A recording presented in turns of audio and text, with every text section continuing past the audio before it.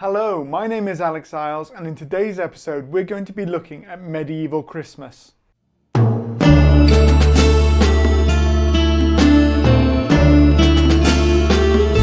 So thank you so much for joining us. In today's episode, obviously we're going to be looking at medieval Christmas, and what better way than to set the scene. So we've already looked at Anglo-Saxon Christmas, both the possibility of what the festival may have looked like during the pagan period, and then how it transformed in the Christian period with the growing importance of the 12 days of Christmas as celebrated by Alfred the Great, and also the Christmas traditions built up by the clergy at that time in Anglo-Saxon England.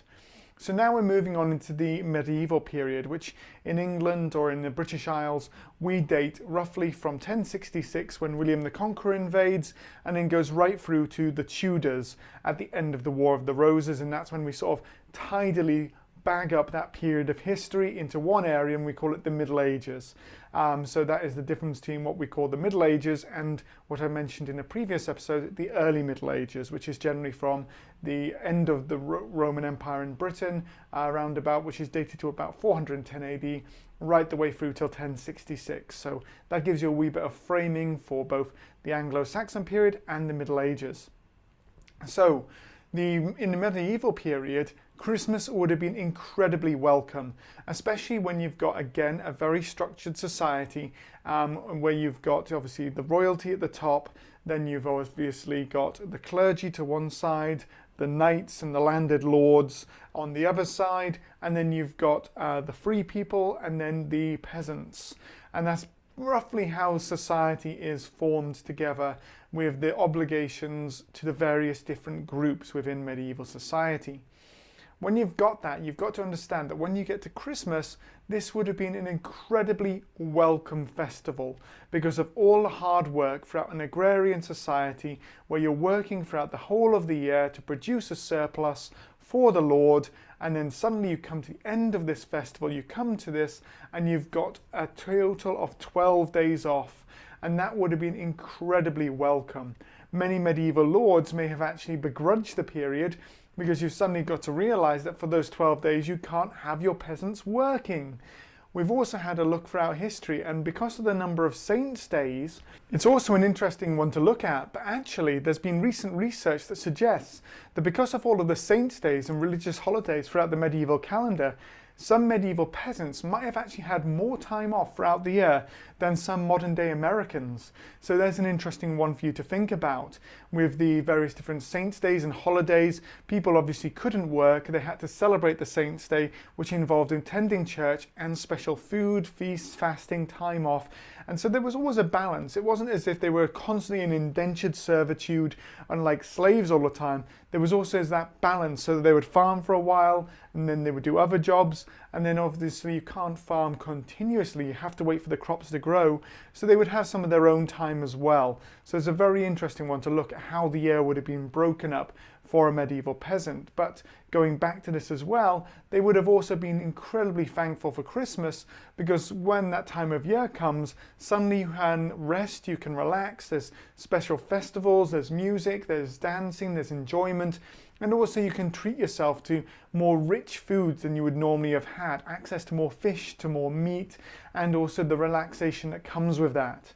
It was also recorded by one of the medieval writers, a guy called William Fitzstephen, that actually during this period as well, there was a huge amount of decoration that went on throughout British towns and cities.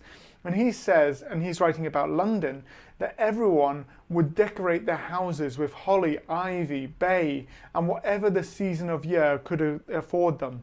And so they would go around the place, and as they went around the place, they would then decorate their houses.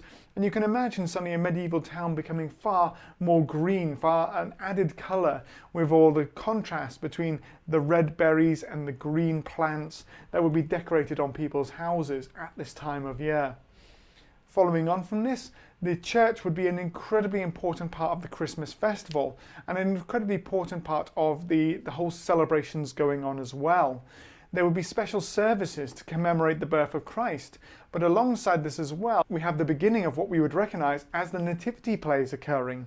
This would actually start off with something we would call tropping, And tropping was where they would add additional lines and verses to songs and the Christmas services. And this built up and built up until eventually they would have additional characters added to the Christmas services. So they would add people like the Magi, who are the three kings. They would add King Herod. They would add in biblical prophets such as Jeremiah, Daniel, and also Moses. And so they would come up and they would have monologues, or they would have discussions with the priests, and the priests would maybe ask them questions that would open up the Christmas story to those people watching. And then that would eventually build up and build up and build up. And the Nativity, as we know it today, was created in the Middle Ages by St. Francis of Assisi. And what he did was he created the Nativity story with the idea of the cattle shed, of the animals, and of the three kings arriving to actually help Italian peasants to better understand the story. So he was creating that because before then they didn't have the Nativity as we understand it today. So obviously many people today as well, in Britain it's a big thing in primary schools where children will put on the Nativity play and every child has to have a role and things like that. And it's something that we actually almost mock to a point within our society. Another part of Christmas was on the 28th of December, so after Christmas Day you can continue on, and there was additional festivals throughout the whole period. This was Childermas, and this was the Feast of the Holy Innocents. Now, that sounds lovely until you realize it's the feast that commemorated King Herod ordering his soldiers to go to Bethlehem and kill every child under the age of 2 in Bethlehem. Obviously that's accounted in the Bible, so Herod has heard that there is another king within his land who could be a rival to him. He becomes jealous and he goes, right, I'm going to have him killed. And so he sends off his soldiers, they kill all of the children under the age of 2, and is a part of the biblical prophecies that add together into Jesus being seen as the Messiah. And so when they had that, there was a greater focus on children on the 28th of December. And so children would be brought into the church and they would have parts given to them. And in many towns and cities, a child bishop would be elected for this day. And they would be able to fulfill the roles of senior clergy throughout towns and cities. And for a day, they would actually rule as the bishop. And so that's again where you see elements of possibly even stuff like the King of Saturnalia that we mentioned back in the Roman episode coming into the Christian medieval tradition slightly later on. But then at the same time, similar ideas can evolve in different places at different times. But the idea of the importance of children and also of the horrendous act that was occurred during Herod's reign all coming together to create the special day of the Feast of Childermas on the 28th of December was the next part of the Christmas celebrations. And then on the 1st of January, there was the Feast of Fools, which was also called the Feast of the Circumcision. So remembering that time after Christ's birth, where as a Jew, he would have then been circumcised. And so because of that, there was another element of role reversal. And so lots of weird stuff started happening, and the priests would do things like wearing their clothes inside out. They would eat inside of church for some reason. There were records of priests drinking copious amounts of wine, eating, for some reason, sausages. I'm not entirely sure why that's so ridiculous, but good on them. They would then eat sausages. Sometimes they would bring animals into the church like donkeys. Sometimes they would bray like donkeys. And the weirdest thing that I've read up on is the idea that they would actually create incense out of old shoes and burn that inside the church. So normally incense is made out of stuff like frankincense, myrrh, pleasant smelling things like that. And it's burnt inside of the church during the services in censers. But can you imagine incense, like buying a candle in a shop, and it would be made of like the smell of old shoes. You've got old boot leather from all of those feet, and it's been imbued with the smell of feet and hard work of a medieval individual. And I don't think that would be a very pleasant incense to burn inside a church, but it adds to this whole idea of a mockery of the normal social order and a sort of a chaos on this Feast of Fools. And they would do quite a lot of things like that. Throughout the whole Christmas period as well, for the clergy, it was a time where many of their harsher restrictions of a religious life would be released. And so there would be more elements of feasting. They'd have access to a lot more food. They would eat stuff like waterfowl, salmon, goat, wild boar, And alongside that as well, many of the monasteries would also give their monks and priests clothing. So they would be given a new gown or a new habit at Christmas time. So it was a gift giving to the religious element of society as well. Now, Christmas for a lord would look different to how Christmas would look for a peasant.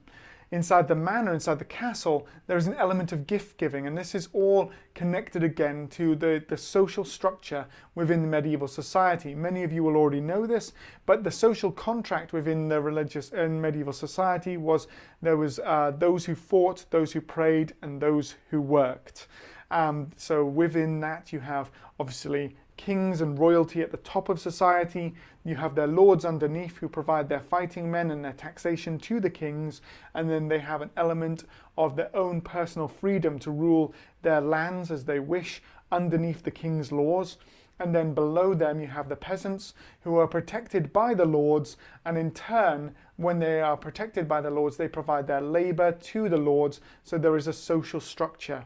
The church sits slightly outside of that, and when they sit slightly outside of that, they provide for the people by looking after their souls and providing the religious element of society as well, and a legal element too through biblical law.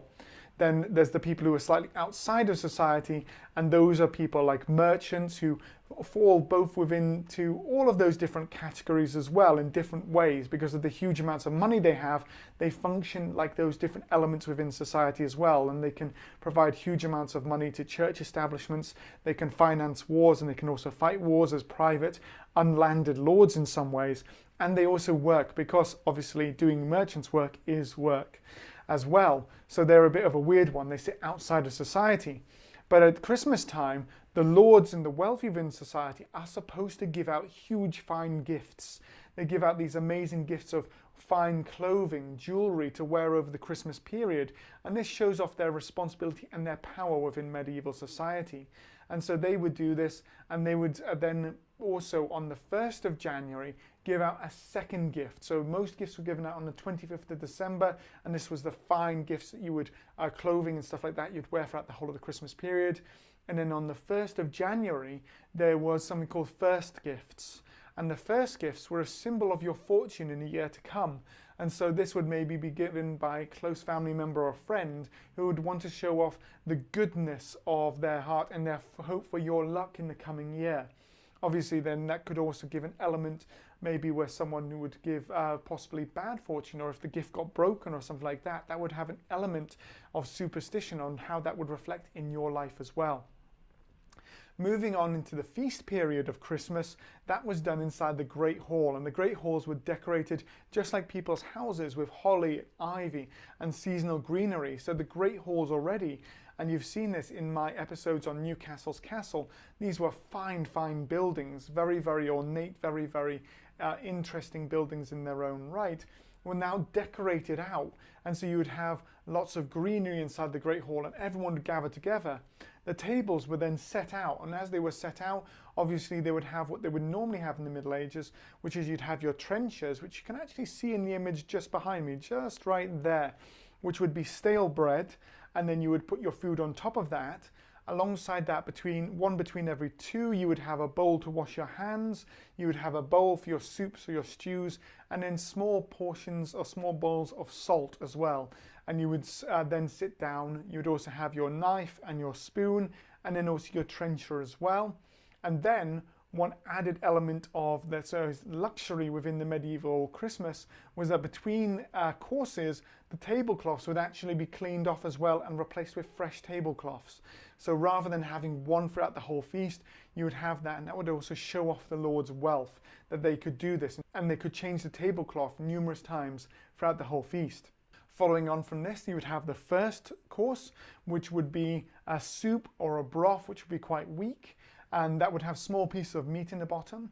Then you'd have the second course, which would then have elements of a vegetable stew. Then the third course is when it starts becoming really fine, and then you have stuff like salmon, trout, crab, eels, oysters, a lot more shellfish, and then also stuff like mussels and things like that. As you enter the rest of the feast, you then have your legs of beef and mutton. Then also you have amazing things like veal, venison. You would have capon, suckling pig. You would have plover, crane, And then for the very, very wealthy, the powerful lords, you would have swans and alongside that as well, peacocks that we've roasted in their own feathers, brought out, and then that would be a great show. Or a wild boar's head on a platter. And these sort of things as well would show off your wealth and your power throughout the whole of the feast and what you were able to do. The sauces would be incredibly rich, mixed with wine and herbs and spices, and they would be quite thick sauces as well. And sometimes you'd have a bread sauce too, using the breadcrumbs left over in the kitchen. Following into dessert, you would have things like fruit custards. You would have lots of pastries, nuts, and glazed treats as well, using sugar and honey glazes. So quite rich foods, as well as absolute luxuries of oranges, dates, and figs as well, that would be brought in from warmer climates to show off the wealth of these. Alongside that, a huge quantity of wine and would be drunk by the wealthier classes, and then there would be ale for the poorer classes as well. And again, that would show a difference in society. And so you'd have the fact that the wealthier could afford wine to be imported from France mostly, and then following on from that as well, the poorer would drink ale, which would go off quite quickly, but would be produced within your own home, and the women of the family would produce ale, which people would drink. Now, it was also a really special time of year as well, because the serfs, the people outside, would be invited to actually come to the feast as well. So they could come inside their lord's hall. And when they came, different lords had different traditions. So sometimes all of your serfs would be invited. They'd come into the hall and they could all celebrate Christmas with you. Other lords were far more, let's say, conservative or restrictive, and they would only invite 2 of their serfs, the wealthiest and the poorest on their estate, and each of them would be allowed to invite 2 friends, so you're only having to bring 4 in. Again, traditions differed, but some lords would just say, oh, bring your own plate, bring your own knife and spoon, and then you would come in and you also had to bring your own firewood as well. But again, it depended on the estate, what the tradition would be. But when the serfs arrived, they got to enjoy some of the high life of being inside of the lord's estate and all of the great things that that brought as well. So it was a very comfortable experience for them, where otherwise they wouldn't get to experience that within their normal day-to-day lives. At the start of Christmas, peasants actually had to give a gift to their lords. And so rather than receiving a gift, the peasants on the estate had to make an additional gift to their lords. These additional gifts would often be in the form of more bread, eggs, additional things like that, or possibly even up to the form of livestock. So you might have to give some of your sheep or some of your chickens to the Lord as well.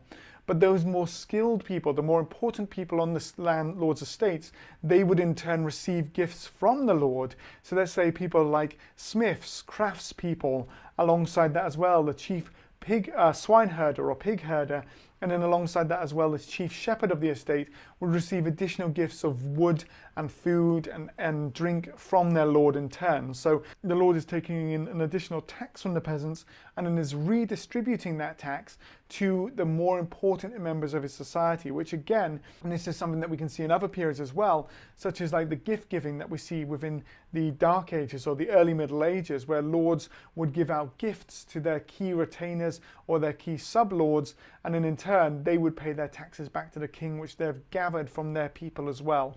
So there's always that level of gift giving backwards and forwards throughout the whole of society.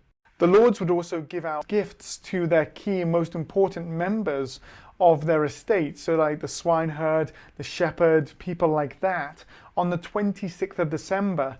And when they gave out those gifts, obviously on the 25th of December, they've given them out to their friends, their family, those who are staying on in the castle or in the Great Hall or in the manor. And then on the 26th of December, it's those key individuals, the key craftspeople on the estate, all of those ones, and they're given the gifts on the 26th. So when they're given their gifts on the 26th, that slowly in Britain evolves to become the tradition that we have today called Boxing Day. And Boxing Day was when the lords later on, as we go into the early modern period and the Victorian period, the lords would give the gifts to their servants. And so they'd receive a tiny little box or a small box which would contain a gift for their servants from their lord in turn. And so that starts off in the Middle Ages, where you see the lords redistributing things like wood, food, fuel, stuff like that to their key, most important retainers.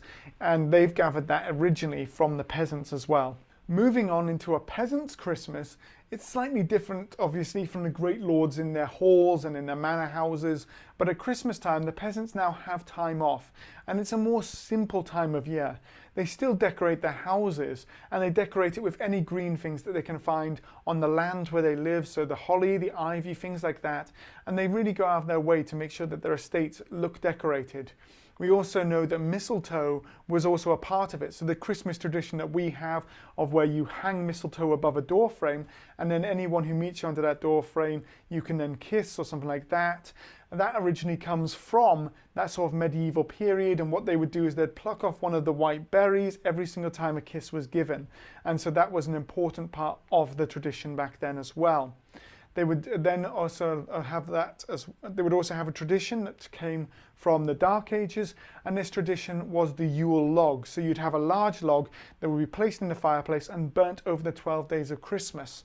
And historians and different people are still trying to work out if this comes from the sort of the Celtic or British Iron Age, or if it comes from the sort of Anglo-Saxon Yule period, or where it comes from in history. But the Yule log would be burnt for 12 days, providing warmth, and it's also the possibility that was burnt so that you would eventually invite the sun back. If the sun saw fire burning, maybe it would return back. But again, it depends on which historian you're speaking to, which value they put on the Yule log. But that was definitely a medieval tradition, and that today we probably just see as a chocolate log that people then have as a sort of a dessert at the Christmas meal. For peasants' food, obviously you're not going to have the multiple courses or the real finery of stuff like almonds, glazed foods, huge amounts of honey, sugar, stuff like that. Instead, it's quite more simple, and you'd save up some of your meat throughout the year, and you'd have a boiled meat. You would then bring out your cheeses and stuff like that, and you'd treat yourself to more cheeses, eggs, you'd make cakes, you'd have boiled meat, and lots of ale as well, and that would be an enjoyable thing for many people to have. On the 1st of January, the peasants also celebrated something called first footing. And this was incredibly important because, again, it was all about good luck. So just like the gift giving for the lords on the 1st of January, on the 1st of January, there was the first footing, and it was at the turnover of midnight. The first person to cross the threshold into your house would then bring good luck. And there was a strong preference for someone who was of a darker complexion with fair hair, and they would be an adult male, and they would cross over the threshold and then bring good fortune with them. And how the first footing would work is that everyone would leave the house, and then at midnight they would then enter the house. And this tradition still stays in many places in Britain, and here in the northeast of England it's still very important for many different families, and it's still practiced, where everyone will leave before midnight, and then the head of the household, the father of the household, or the dad, or the grandfather, or the oldest male member of the family will then enter the house on New Year's Eve at midnight. And when he enters, he will bring in the new year and the good fortune for the whole family. And that would then continue on from there. A big part of the celebration for all people, or mostly, well, for all peasants at this time of year, was drinking. And so huge amounts of ale would be consumed, and that would be given out to all people in society. In towns and cities, the guilds then took over a lot of the entertainment, and they would put on pageants and plays, and these were often based on biblical stories. And so different parts of the guilds would dress up in different parts of the cities and put on different Bible stories so people could go out and watch them, and there would be a great deal of entertainment. There were also medieval actors called murmurers, and these would move around, and they put on masks, and they'd do pantomimes, and they'd go around different parts of town, and sometimes even large groups of them would form together and break into the wealthy people of town's houses. And when they broke inside, they would be given food and drink in return for entertainment and good humor and music. And that would then continue on throughout the whole of the evening, and that provided a lot of different types of entertainment throughout the whole of town. Music would then also be brought in as well, and people would play a lot more music, singing folk songs and different songs throughout the year, as well as the beginning of caroling, where people would start dancing. And when they danced, the caroling, they would go around in circles and then in other directions, and they'd sing hymns and sing carols as they went. And it became very, very boisterous, to the point where actually caroling in the late medieval period was actually banned in England for a short period of time, just because of the fact it had become become so much a part of the tradition that people were breaking inside of churches. And as they were breaking inside of churches, this actually caused the church leaders to become quite frustrated. Today, when you think of a church, you will probably think of pews lined up, and that's a Victorian thing. Before then, churches were actually halls. When you have the hall, everyone would stand and you'd have a short sermon and people would gather inside the hall. So you could come inside of the church and then carol around in circles, singing, and be getting a great deal of fun. People would also be drunk, there'd be music. And so it was seen as not the proper solemnity. And at different times, caroling would be allowed and then banned and then allowed and banned again throughout the medieval period, just because of how wild it could become. Following on from that, people would play a lot of board games and card games, things like chess, backgammon, and also nine men's Morris were regularly played by people from all different groups of society as a form of entertainment. And obviously today, people still play a lot of board games at Christmas as a part of the entertainment. And obviously, I know myself, the fear of your sort of Christmas monopoly and the arguments that can cause. You can imagine maybe a little bit of gambling coming in, a lot of ale, stuff like that, and it might become a little bit fractious at Christmas time as well. There were fun traditions too that were added into the whole of the Christmas. Traditions could be from playing sports. So for instance, hockey, medieval football, which was much more similar to sort of like rugby or American football in some ways. With a round ball, you'd pick it up and then you would then have to run to one part of the town which had been declared the goal, and there'd be maybe a side of a building or a post or something like that which would be declared the goal, and at the other side of town there'd be another end, and then any means necessary to get to the goal was allowed. This is still played in some parts of northwestern England and in other parts of England as well. In Carlisle, it's called Uppies and Downies. So you have the two parts of the town, and then basically it's very similar to an actual medieval battle in many ways, because any rules are allowed. And in the Middle Ages, concealed weapons were also allowed, so people would get murdered while playing football. You can just imagine, you see the person with a ball, someone draws a knife, they stab them to death, then run away with the ball, score a goal, everyone's happy. It's very different to the modern day of football, or European football as we know it, not American football, where obviously today if someone falls over and twists their ankle, they're desperately trying to get a red card for the other side, whereas back then, no red cards, no yellow cards, anything goes. So you've got two armed teams basically fighting a battle to score goals in the centre of town. You can understand why eventually that also got banned in London during the Middle Ages, because it got so violent that you basically just had pitched battles at football games as well. And so that added another element into the Christmas celebration. Would the football game actually become a pitched battle as well? Skating on ice when rivers froze over in the colder periods of the Middle Ages, people would go ice skating. You'd also have traditions which are quite fun as well, which would evolve later on into the Victorian period, where you'd have the king or queen of the bean. And the king of the queen of the bean was you'd have a loaf of bread, and inside the loaf of bread, as you sliced it, there would be a small bean inside. The person who got that bean would then be able to, and then you could pretend to be a king or a queen. So again, you've got mimicking that role reversal that we sometimes see with the king of Saturnalia during the Roman period slightly earlier on. And that was played on the 12th night, and so that was at the end of Christmas, bringing everything together to a conclusion, again with role reversals and all of that, before you have to return back to work. You'd also have two slightly similar things, two slightly similar traditions, which are quite funny in their own ways. The first one was someone would dress as a saint and then sit inside the house, and other people had to come in and make offerings to the saint.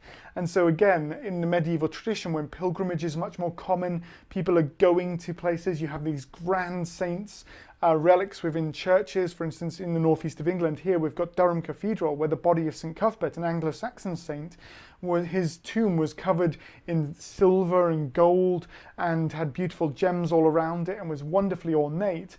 So in the same way as kings would go and give gifts to the saint, people would then go and have to give a good gift to the person who was acting out or dressed as a saint within your household. And so there was an element of fun and mockery in that as well. That would cause people to laugh as the person had to act all saintly and fitting of someone who has the power of a saint, and then give out blessings and stuff like that as well. And on the other side, there was the other tradition, which was called the king who does not lie. And what would happen is people could go up to the king who does not lie, and they could ask questions, and the king who does not lie must answer the question truthfully. And in turn, they then, if they answer the question truthfully, can then ask questions back to the questioner. And so this was a way that many people could then maybe sort of like play games with their friends and family. Maybe if someone had a crush or they really liked someone, they could ask a direct question at this time, and then they have to answer truthfully, and then they can answer back. And so this would always be a part of the goodwill and the good feelings of that time, of that period of Christmas as well. Right at the end of the festival, there was also on the 7th of January was St. Distaff's Day. And on this day, it was another day of misrule. So obviously, right to bring the festival to the end, obviously people would be quite like, oh, Christmas is over, that sort of thing. And they would feel the end of the festival coming too. And so you'd have another day of mayhem and weirdness and fun. And at this time, it was actually seen as a sort of a day to have a battle of the sexes. So men would go out of their way to try and set fire to women's flax that they had spun during the winter period. And then at the same time, women would go out of their way to soak men as they went around the place. So you can imagine them hiding behind buildings, coming out with a bucket of water while the guys are trying to go in and cause mayhem to the work they've done, unpick their work, stuff like that. And so that was, again, bringing together all of the mayhem of the Christmas period into a last little bit of fun before you return to work on the 8th of January. And then from there, life continues as always. And so the Christmas festival is that bringing together of the different traditions, some of them which would have continued from the Anglo-Saxon period, and new ones which would have evolved as the festival became more and more fun, much more humorous, bringing together feasting and food and showing off wealth, but also has society slowly changed over the medieval period with the creation of more and more guilds, more and more wealth within towns and cities, and how that again would have brought in stuff like plays, music, theatre, and all of the laughter as well. And so that would then create the understanding of the Christmas festival and how much of an enjoyable 12-day period that would be all the people within society during the Middle Ages. So I really hope you've enjoyed this episode as we've looked at medieval Christmas with its feasting, with its enjoyment, with its parties and all the things encompassed within that. And I really hope you'll join me for another episode shortly as we're going to go into the more serious period just after the English Civil War when Oliver Cromwell has become Lord Protector of England. But we'll look at that in the next episode. I really hope you've enjoyed it. As always, please do like and subscribe. Write a comment down below. As you know, I really enjoy interacting with you there, and I really hope you'll join me for the next episode soon. But until next time, stay safe and well, and Merry Christmas.